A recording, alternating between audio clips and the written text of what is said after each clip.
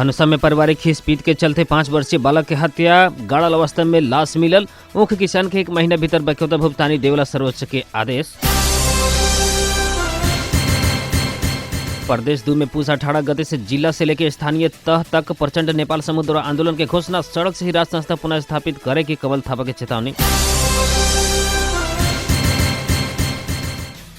आज से ईस्वी संवत के नया वर्ष 2021 से शुरू। आ पिछला 24 घंटा में थप 4 से 26 जने में कोरोना पुष्टि।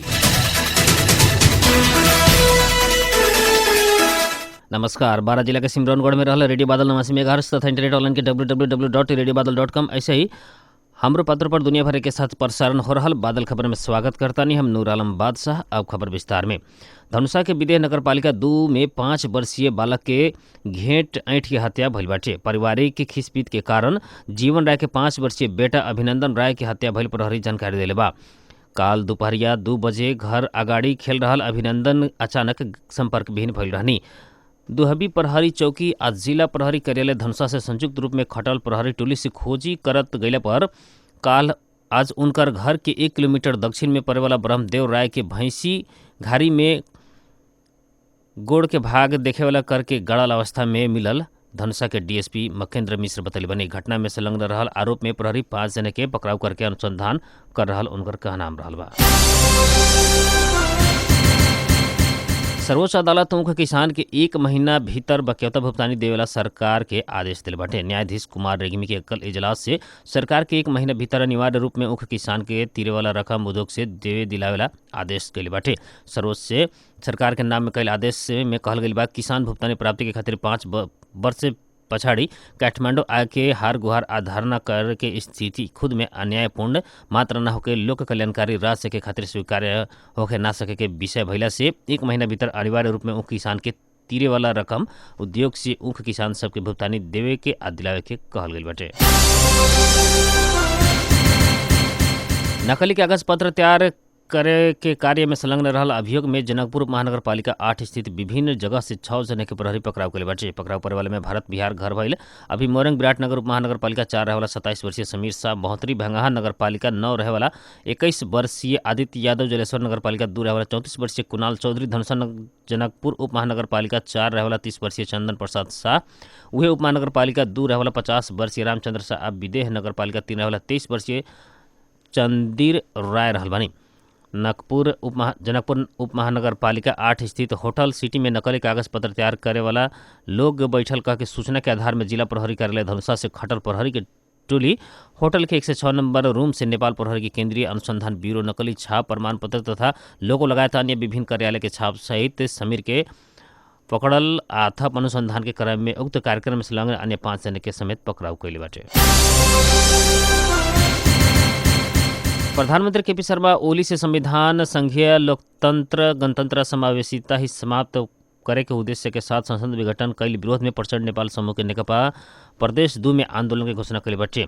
काल संपन्न प्रचंड नेपाल समूह के नेकपा प्रदेश कमेटी के बैठक से प्रधानमंत्री ओली के प्रतिगामी कदम विरुद्ध 1001 सदस्यीय प्रदेश स्तरीय संघर्ष समिति गठन करके संघर्ष में उतरे के निर्णय भइल नेकपा प्रदेश सह इंचार्ज विश्वनाथ शाह बतैले बानी। उनकरा संयोजकता में गठित संघर्ष समिति से प्रदेश के 8 जिला स्थानीय तह आ वार्ड सब में संघर्ष समिति गठन करके पूस 18 गते से 24 गते तक आंदोलन के कार्यक्रम सब संचालन करके निर्णय कइले बाटे। राष्ट्रीय प्रजातंत्र पार्टी राप्रपा के अध्यक्ष कमल थापा सर्वपक्षीय सम्मेलन मार्फत हिंदू राष्ट्र आ राज संस्था पुनः स्थापित करे के मांग कइले बानी। न भइला में सड़क से ही अपन मान्यता स्थापित करे के उनकर चेतावनी बाटे। आज काठमांडू में विरोध प्रदर्शन बाद आयोजित संबोधन करते राप्रपा अध्यक्ष थापा हिंदू राष्ट्र राज संस्था के पुनः स्थापना अब राप्रपा के मात्र एजेंडा न भइल बताइनी। थापा से यदि हिंदू राष्ट्र राज संस्था के पुनः स्थापित करे के संहिता के पुनरावलोकन न कइल जाई त सड़क से ही अपन मान्यता स्थापित करे के बताइनी। राज संस्था न भइला से देश अभिभावक विहीन भइल आ विदेशी के चल खेल आ तीव्र रूप में बढ़ल थापा बतैले बानी। भौतिक पूर्वाधार विकास मंत्रालय प्रदेश नंबर 2 के जनता आवास कार्यक्रम अंतर्गत पारसा जिला के बौद्धरमाई नगर पालिका वार्ड नंबर 2 पीपरा में डोम जाति के व्यक्ति के घर निर्माण करेला आज एक कार्यक्रम के बीच प्रदेश सभा सदस्य रमेश प्रसाद कुर्मी शिलान्यास के बानी। प्रदेश सरकार के दलित के बस्ती में पक्की घर जनता आवास कार्यक्रम के सार्थक बनावेला शहरी विकास तथा भवन कार्यालय वीरगंज के आयोजना में शिलान्यास कार्यक्रम संपन्न भइल बाटे। शहरी भवन के कार्यालय प्रमुख राजेंद्र प्रसाद की अध्यक्षता में आयोजित उक्त समारोह के संबोधन करत प्रमुख अतिथि जनता आवास कार्यक्रम परसा के संयोजक माननीय रमेश प्रसाद कुर्मी पहिलका चरण में परसा के 2 से अति विपन्न दलित के पक्की घर बनाए के बतैनी। कार्यक्रम में पूर्व मंत्री माननीय करीमा बेगम, माननीय भीमा यादव, जनता समाजवादी पार्टी केंद्रीय सदस्य द्वय शिव पटेल, रामचंद्र पंडित, परसा के सचिव द्वय राजेश शाह, श्रीराम जी गिरी, जिला सदस्य प्रेमचंद्र कुशवाहा, निशेष यादव, जितेंद्र पटेल, नगराध्यक्ष कृष्ण यादव, सदस्य मनोज पटेल लगायत के लोग शुभकामना व्यक्त कर रही। जनता समाजवादी पार्टी नेपाल के अध्यक्ष महंत ठाकुर प्रतिगमन विरुद्ध के लड़ाई के जीतेला दल सब के बीच में एकता होखल आवश्यक रहल बतैली बानी। जसपा नेपाल और नेपाल कम्युनिस्ट पार्टी एकीकृत मार्क्सवादी बीच एकीकरण के घोषणा सभा के संबोधन करत वहाँ के अकेले लड़ाई जीते न सकला से अग्रगामी शक्ति एक जगह में आवे के बात में जोड़ देनी। वरिष्ठ नेता राजेंद्र महतो से भी देश में पहले से ही प्रतिगमन भइल, अभी प्रतिगमन ऊपर प्रतिगमन लादल जा रहल बतैनी। संविधान अपने अधिकार सुनिश्चित करावे के खातिर शुरू से ही संघर्ष करत आई, लेकिन प्रतिगामी सरकार से जनता के पक्ष में संविधान न बनावल उनकर शिकायत रहे। पिछला संविधान संशोधन के मांग रख के भी संविधान संशोधन न करके मधेसी आदिवासी जनजाति ऊपर विभेद कैल वहाँ के बतैनी। प्रतिगमनकारी सरकार विरुद्ध में सशक्त आंदोलन के आवश्यकता रहल आ ओकरा खातिर सभी अग्रगामी शक्ति एक होके में वहाँ के जोड़ देनी। आज से ईस्वी संवत के नया वर्ष सन 2021 शुरू भइल बाटे। नेपाल सहित विश्व भर के लोग एक आपस में शुभकामना आदान प्रदान करत नया वर्ष मना रहल बाटे। ईसाई धर्म के पर्वतर्क जीसस क्राइस्ट प्रभु यीशु के याद में उनकर मृत्यु बाद अनुयायी सब इस संवत प्रचलन में लियाल बाटे। योगेरियन पात्रों के अनुसार सन 2020 के विदाई और नया वर्ष 2021 के स्वागत में विश्व भर विभिन्न कार्यक्रम सबके आयोजना भइल बाटे। ईस्वी संवत के नया वर्ष के अवसर में विगत में नेपाल में शुभकामना आदान प्रदान, सांगीतिक प्रस्तुति लगायत के विभिन्न कार्यक्रम सब होत रहे, लेकिन ई वर्ष कोरोना वायरस संक्रमण के जोखिम के कारण भीड़ भाड़ होखे वाला कार्यक्रम सब आयोजना कल गेल नइखे। विश्व भर नेता लोग नया वर्ष के शुभकामना देत विश्व में शांति समृद्धि के कामना कैले बाटे लोग। स्वास्थ्य तथा जनसंख्या मंत्रालय के अनुसार पिछले 24 घंटा में थप 4 से 26 जने में कोरोना पुष्टि भइल बाटे। पिछले 24 घंटा में 5225 जने में पीसीआर परीक्षण कैला पर 4 से 26 में कोरोना वायरस के संक्रमण देखल गई बाटे। अभी तक कोरोना संक्रमित होने वाला के कुल संख्या 2,61,019 पुगल बाटे। पिछले 24 घंटा में 7 से 48 जने कोरोना ठीक होकर घर लौटल बनी। इस सहित कोरोना से ठीक होने वाला के संख्या 2,53,107 पुगल बा। पिछले 24 घंटा में कोरोना से थप 8 जने की मृत्यु भइल मंत्रालय जानकारी दिले बा। अब मौसम संबंधी जानकारी रेडियो बादल 89 मेगाहर्ट्ज द्वारा मापन कल गेल अनुसार सिमरौनगढ़ लगायत आसपास के क्षेत्र के भी न्यूनतम तापक्रम 22 डिग्री सेल्सियस रहल बा।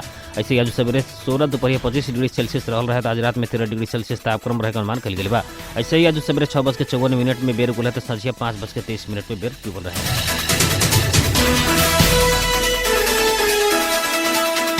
आज के खातिर बादल खबर इतने जाते जाते प्रमुख खबर एक बार फिर से।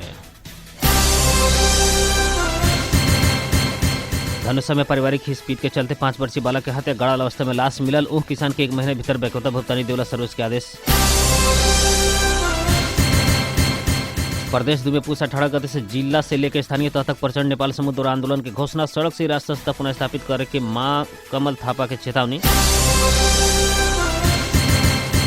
आज से ईस्वी संवत के नया वर्ष 2021 से शुरू। आप पिछला 24 घंटा में था 4 से 26 जने में कोरोना पुष्टि।